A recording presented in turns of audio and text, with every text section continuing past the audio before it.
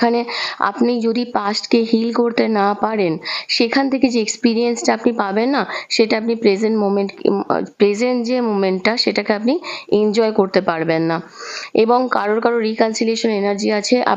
আপনি যদি ওয়েট করেন না, দেখবেন ডিভাইন টাইমিং আপনাকে বলছে আপনার কিন্তু ওনার সঙ্গেই বিয়ে হবে।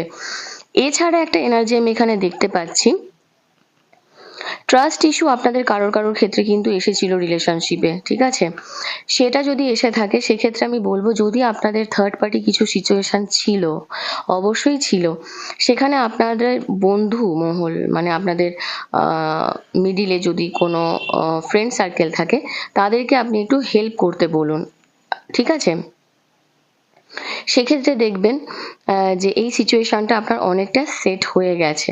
তো ওভারঅল আমি এখানে যেটা দেখতে পাচ্ছি বন্ধু, আপনার কিন্তু লাভ ম্যারেজের এনার্জি এখানে বেশি আছে। ওকে, তো দেখে নেব যে ইউনিভার্স